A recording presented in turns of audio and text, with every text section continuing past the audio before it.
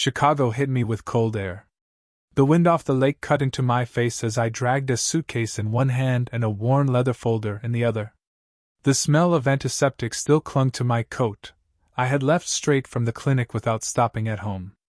Inside the hotel lobby, the air smelled of burnt coffee and floor polish. Suitcase wheels rattled across the marble floor. The clerk's pen clicked twice before he slid a heavy envelope toward me. I signed the register. Dr. Michael Reed. My name looked strange under fluorescent light, as if it didn't belong here. I tore the envelope open. The sound cracked louder than it should have. Inside was a lawsuit. Filed by the lawyer of Sandra, the woman who once carried my name. The paper shook in my hands. But not from the wind. I sat on the edge of the bed, coat still on my shoulders, suitcase unopened. I read the lines again and again. She had invested nothing. Not a single dollar. Not a single night of work. She had walked out before I even signed the lease. And now she wanted half with one stamped page. The first office came back to me. Weeks spent hunting for a place I could afford. A strip mall corner unit nobody else wanted. The walls cracked, the floor stained. I bought buckets of cheap paint, and stayed up 3 nights rolling color over plaster. The room reeked of thinner and sweat. The first patients walked in, looked around, and walked straight out. One man said, "Sorry, Doc, I'll stick with downtown." And Sandra laughed. "You can't even afford real furniture. And you think you'll build a clinic?" I didn't answer. I just kept painting. Back in the hotel, I unzipped my suitcase and pulled out an old envelope of receipts. Bank slips, invoices, tax notes. I spread them across the desk, each one a blade waiting to be sharpened. In the courtroom, these scraps of paper would look small. But they would decide everything. I didn't know then that one of them would save my clinic. My phone buzzed. It was Dr. Lopez from Texas. He said, "Come on, Mike, just one drink. It'll be fun." I replied. "Sandra already poured me one. Poison." He laughed, not knowing I wasn't joking. The lawsuit date glared in bold print, 3 months away. 90 days. I walked to the window. Snow drifted onto black asphalt, melting on parked cars. The radiator hissed, the air smelled of stale conditioner. People hurried toward the convention center, coffee cups steaming. Their lives went on. Mine had just turned into a war. The television hummed in the background. A commercial played. Divorce and family law. Protecting what's yours. I turned the volume off. The timing felt deliberate, as if the whole city already knew what Sandra had planned. A knock at the door jolted me. Just a hotel worker with bottled water and a receipt. Just paper. But from now on, every knock would feel like a threat. I sat at the desk, pulled out a pen, and wrote one line on the hotel notepad. "I will prove she has no right." I underlined it 3 times. The pen felt heavier now. One day, it would be evidence. Then my phone buzzed again. A message lit up the screen. "Sandra already called the clinic. She says it's hers now." In the courtroom, I would have 3 months. But in my clinic, the war had already started today. The message glowed on my screen long after I read it. My hands tightened on the phone until my knuckles turned white. In the courtroom, I still had 3 months. But if she was already planting her flag inside my walls, the war had started tonight. The next morning I booked the first flight back to Tampa. The terminal reeked of disinfectant and fried food. My receipts folder felt heavy in my bag, like a piece of iron I couldn't put down. On the plane, I spread the papers across the tray table. Bank slips. Loan statements. Invoices for second-hand equipment. To anyone else it looked like trash. To me, it was ammunition. One of these would save my clinic. Back home, I went straight to my office. The building hummed with fluorescent light.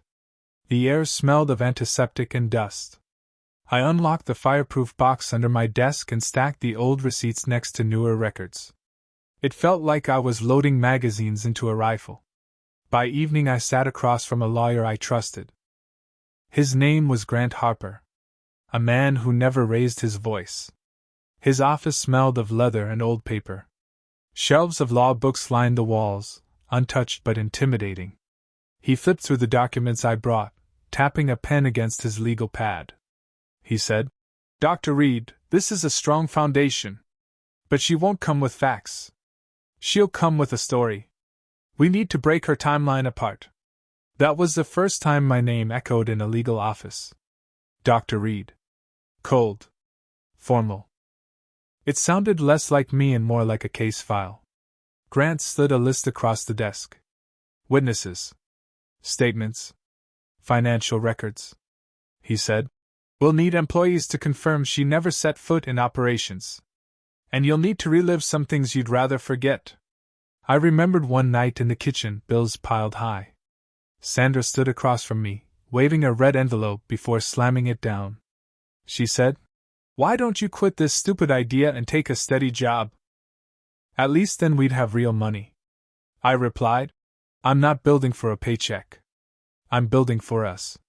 She said, "For us? Don't lie. You're building this for your ego." I replied, "Maybe. But at least I'm building something real." Her words lingered. Now her lawyers wanted to twist those arguments into support. That night, I spread receipts across my kitchen table until it looked like a crime scene. Thin strips of paper glowing under a single bulb. I arranged them by year, by ink color, by folded corners. My hands shook not from fear but from fury. I saw the first patient who trusted me enough to sit in that worn chair. He paid in cash, counting the bills slowly before handing them over. Sandra watched, arms crossed, and muttered, "Barely covers the electric bill." She wasn't wrong. But I kept the bills tucked in an envelope, proof that I had started something. The phone buzzed. It was Marissa, my old receptionist. Her text read, "Your ex called me. She asked for copies of my pay stubs. Said it was for her lawyer." I froze. Sandra was already building her lie, pulling others into it. I called Grant immediately. He said, "Expect this. They'll try to drag anyone who ever worked for you. Keep your people close. Remind them of the truth." I gathered the papers back into the folder, pressing the flap until it clicked. The folder felt less like paper and more like a shield, but shields crack if struck enough times. Midnight. The house silent. It lay by my side as I sat in the dark. Then my email pinged. Subject line, preliminary demand. I clicked. Sandra wasn't asking for half anymore. She was asking for control, management rights, access to accounts, a share of all future earnings. The folder slipped from my hand and hit the floor with a dull thud. Then came the sound that didn't belong. The printer whirred, spitting ink into silence. I hadn't touched the keyboard. Someone else had. The printer's hum still rang in my ears when morning broke. The page it had spat out lay face down on the carpet. I didn't touch it. Some intrusions don't need immediate answers. They just sit there, reminding you you're no longer alone in the fight. I picked up my phone instead. The screen glowed in the dark kitchen, reflecting off cold coffee I hadn't touched. At 52, my eyes strained harder in low light, but I didn't need clarity to read the new string of messages. Anonymous numbers. Each one short, sharp. Fraud. Thief. Unfit to run a clinic. Patients don't send messages like that. Lawyers do. I scrolled further. The worst one carried a photo. A grainy shot of me outside the clinic, back turned, loading supplies from my car. Captioned, "Does this man look like he cares for patients?" It wasn't evidence. It was theater. I thought, in a courtroom, theater wins if you let it. The phone vibrated again. This time, a known name. Marissa. She said, "Sandra was here today." In the waiting room. Told patients she used to handle the books. Said you're reckless with money? I replied, "She never touched the books. Not once." She said, "I know. But some people listened." The folder had been my shield. The pen had been my weapon. Now the phone felt like both. Every buzz carried a strike. Every call could be defense or attack. I drove to the clinic before sunrise. The parking lot smelled of oil and damp asphalt. A single light burned in the hallway. Inside, the air was heavy with disinfectant. I sat in my office and unlocked the voicemail box. One after another, patients canceling. Some polite. Some angry. One voice said, "If your wife's telling the truth, I can't trust you with my family." My jaw clenched so hard I felt it grind. She wasn't just after money. She was after my reputation. I remembered a night years back. I had left the clinic late, coat over my arm, and saw Sandra in her car across the street. Not waiting. Watching. I walked up to the window. I said, "Why are you here?" She said, "Counting how many people still believe in you." Her smile then was the same one she wore in court filings now. Cold. Amused. Deadly. Grant called mid-morning. His tone was steady as ever. He said, "Dr. Reed, rumors spread faster than evidence. Get statements from loyal patients before she poisons them." I replied, "She's already started." He said, "Then fight back now. Or you'll walk into court with nothing but paper and a bad reputation." The phone felt hot in my hand after the call. I opened the photos folder. Years of snapshots. New equipment being delivered. Staff posing in front of the clinic sign. Patients sending cards of thanks. Proof that this place was more than her bitter story. I began tagging each one, preparing to send them to Grant. In my head I heard the future, a judge looking at those same photos and asking, "Who built this?" By noon, I couldn't ignore the page the printer had spit out. I picked it up. Across the top, bold letters, "Proposed transfer of ownership." My name typed once, Sandra's typed twice. I crumpled it and tossed it in the bin. The sound was louder than it should have been. I checked my phone again. A new text. This time not from Marissa, not from a blocked number. It was from Sandra herself. She said, 3 months is generous. But I don't need the court. By then, your patients will already be mine. The phone slipped from my hand onto the desk. The buzz of another message followed immediately. The preview line froze me where I sat. It wasn't her name. It was the name of my oldest patient. The name on the text froze me. It belonged to my oldest patient. A woman who had trusted me since the first year the clinic opened. My thumb hovered over the screen. The message was short. "Sandra told me the clinic is unstable. She said you may lose it soon. Should I find another doctor?" The radiator clicked behind me. The office air smelled of dust and cold coffee. I sat there with the phone in my hand. Every vibration felt like a nail in the wall closing around me. At 52, I had thought I'd earned stability. Instead, I was back in a fight for survival. I called her right away. She answered on the second ring. She said, "Doctor, is it true? Is she right about you?" I replied, "You know me. You've seen me here every week for years. Does that sound like a man about to quit?" She said, "I want to believe that." But Sandra sounded convincing. Her doubt was heavier than her words.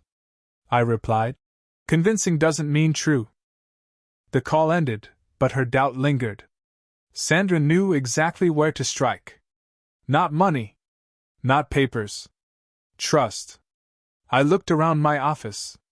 The walls lined with framed certificates, the faint smell of antiseptic, the worn leather chair where so many had sat. The walls felt like borrowed space now, as if they belonged to someone else already.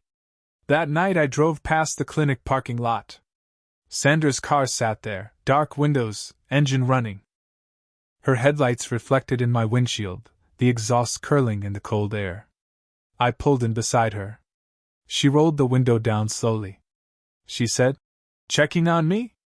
I replied, "Checking on what's mine." She said, "Not for long. Patients deserve stability. I can give them that."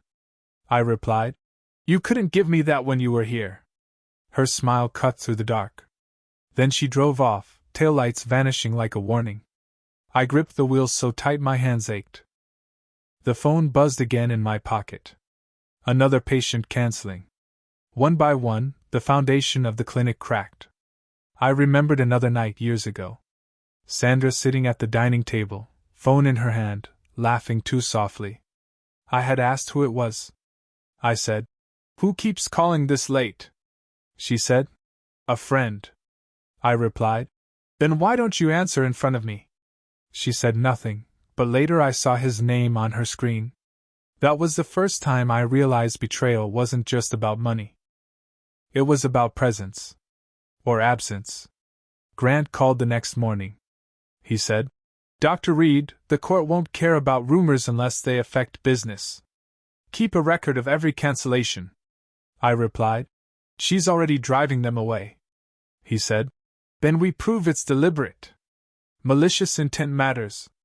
His calm voice steadied me, but only for a moment. Because the phone rang again, and this time it wasn't a cancellation. It was my daughter. She had heard Sandra's version too. She said, "Dad, Mom told me you might lose the clinic. Is that true?" I replied, "It's not true. She's trying to scare people. Including you." Her voice cracked, thin and uncertain, like she was 12 again. She said, "I don't know who to believe anymore." Her words landed harder than any legal threat. Family had become part of the battlefield. I put the phone down on the desk. It pulsed again with a new message. A number I didn't recognize. I opened it. A single line stared back at me. "We know about the bank account." The words glared from the screen. "We know about the bank account." My stomach tightened. The house was silent, but the message felt like a voice in the room. The radiator hissed once and stopped. Even the air seemed to wait. I gripped the phone. I had no secret account. Not in my name. Not in hers. But the accusation alone was enough to poison a courtroom. If Sandra could plant that idea, it didn't matter whether it was true. Judges hear echoes, not silence. The next morning I walked into the clinic early. The air smelled sharp, like disinfectant mixed with old paper. My phone vibrated nonstop. 3 new cancellations. One voicemail that said, "We don't want to be dragged into your mess." Patients weren't leaving because of illness. They were leaving because of her. I called Grant Harper. He answered on the first ring. He said, "Dr. Reed, you look rattled." "What happened?" I replied, "Anonymous text. They claim I'm hiding money." He said, "Fabricated accounts are common. They'll try to shift burden onto you. Do you keep old tax records?" I replied, "Every year. All of them." He said, "Good. That paper trail may be more valuable than witnesses." I hung up and stared at the stack of receipts on my desk. It no longer felt like protection. It felt like evidence waiting to be tested. I remembered Sandra handling bills once. Not paying them, just waving them in my face. She said, "Every dollar you spend here is a dollar stolen from me." I replied, "You walked away. You can't steal what you left." She had thrown the envelope at me, unopened. Red ink bled across the corner, past due. That memory clung to me as I drove to the bank. The air inside smelled of polished wood and printer toner. The pen chain clinked as I signed the request. The teller eyed me like I was guilty already. I carried the box of records back to the car, hands numb from the weight. By noon the phone buzzed again. This time it was Sandra. She said, "You can hide receipts, Michael. But paper burns fast." I replied, "So does reputation." She said, "Then let's see whose goes first." I parked in the shade outside the clinic. Exhaust fumes drifted from a passing truck. My phone buzzed again. A new message. A screenshot of a bank statement. My name typed at the top. The balance, $72,000. A number I had never seen. The air went cold in my chest. It looked real. Too real. Sandra hadn't found a secret account. She had created one. I drove home, the box of statements sliding on the back seat. Every stoplight felt longer. I could already picture it. Her lawyer dropping that fake statement in front of a judge. My denial would sound like desperation. At night I spread my own records across the table. The smell of ink and paper filled the kitchen. My fingers smudged with toner. Line by line, year by year, I matched deposits and withdrawals. Nothing missing. No stray balance. But truth on paper and lies on screens don't weigh the same. The phone buzzed again. A blocked number. A voice this time, not text. The voice was male. Calm. Practiced. Not a threat, a script. He said, "You won't win this. She's already 2 steps ahead." I replied, "Then she should start running faster." The line went dead. The silence that followed was heavier than the threat. I closed the box of records and slid my phone on top. 2 objects. One carrying truth. One carrying lies. In court, only one would survive. Near midnight, another buzz. A final message. No words. Just an image. A copy of my clinic's title deed. My name crossed out. Hers written in. The image of the deed stayed burned into my mind. My name crossed out. Hers written in. I kept staring at it long after the screen went dark. The smell of burnt dust rose from the radiator. My hand tightened around the phone until my knuckles turned white. By morning, Sandra had already called my daughter again. She said, "Dad, Mom told me the clinic deed has already been transferred.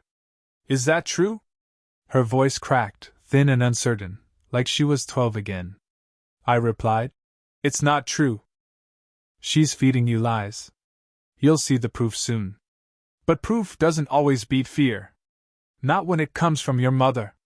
At breakfast, the silence was heavy. My son pushed his plate away without eating. He said, "Why is she saying you stole money? Everyone at school is talking." I replied, "Because she wants to win a war she couldn't fight honestly." He said nothing. Just shook his head and left the table. I watched him walk out and felt the break inside me. My children were no longer just my family.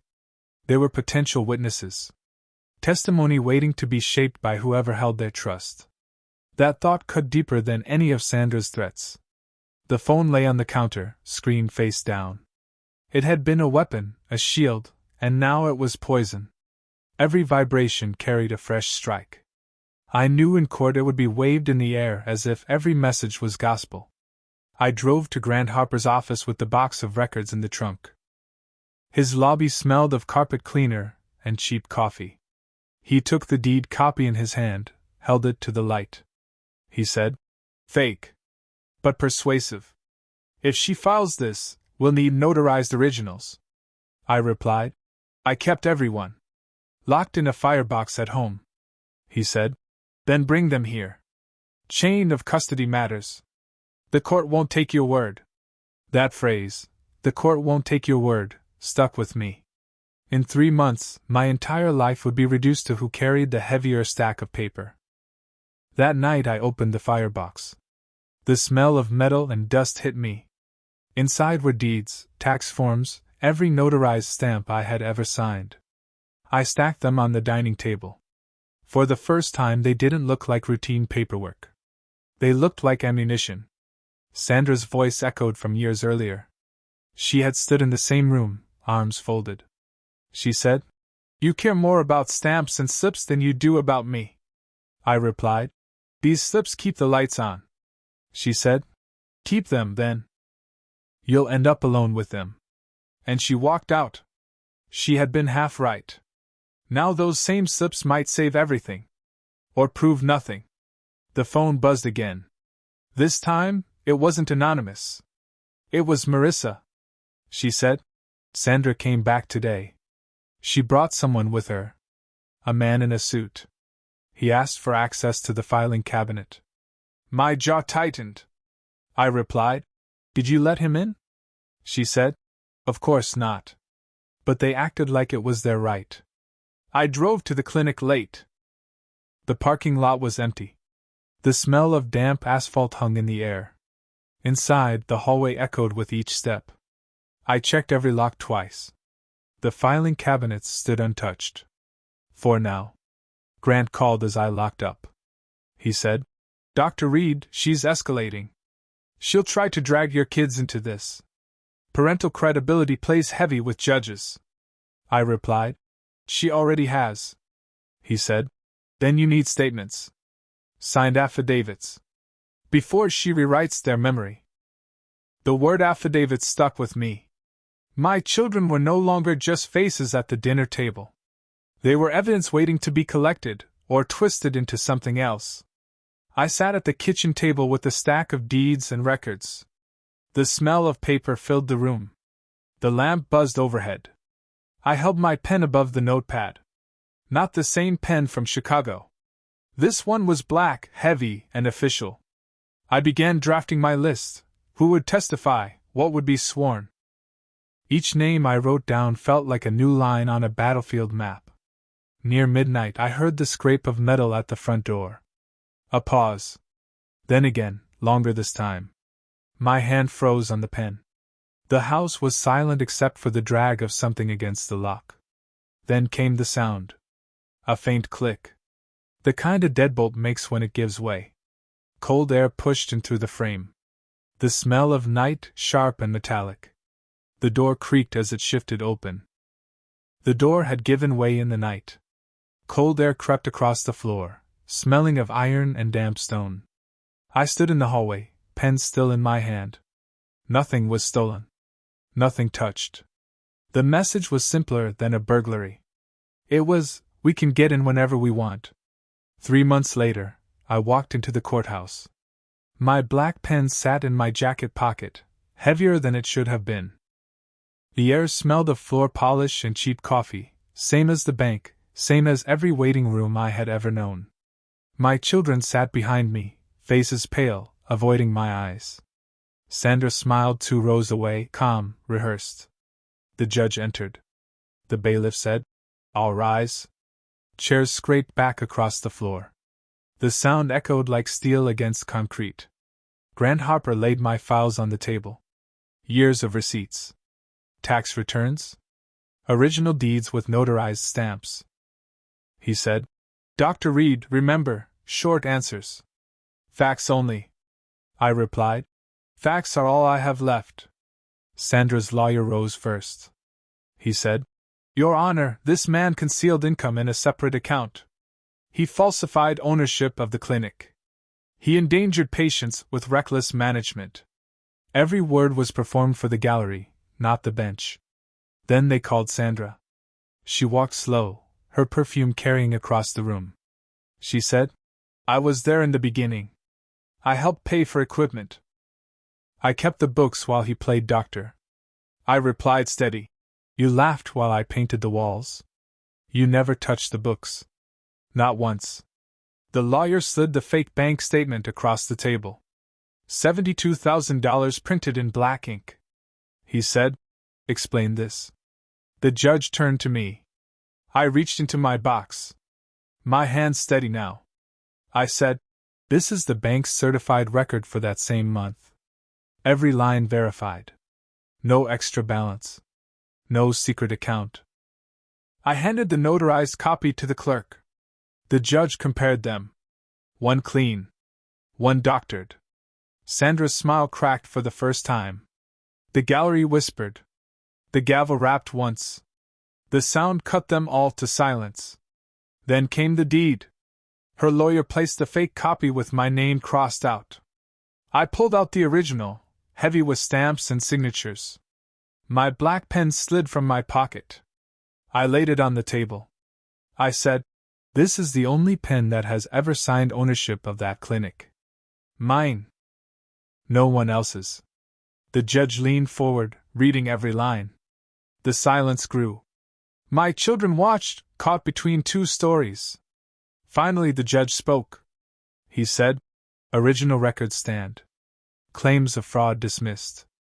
The clinic remains in your possession, Dr. Michael Reed, 52 years old. The gavel came down. Hard. Final. Sandra's eyes narrowed. Her lawyer packed his files without a word. My children sat frozen. Not comforted. Not yet. But they had heard the truth spoken aloud, and it would stay with them longer than her lies. I stood, the black pen still on the table. I picked it up, placed it back in my pocket. It had closed the circle. It had signed not just ownership, but survival. Outside the courthouse, the air was sharp with exhaust and sunlight. I didn't speak. I didn't need to. Some wars end with noise. Mine ended with silence. Subscribe if you want more stories about real men who don't scream. They act. Coldly? To the end?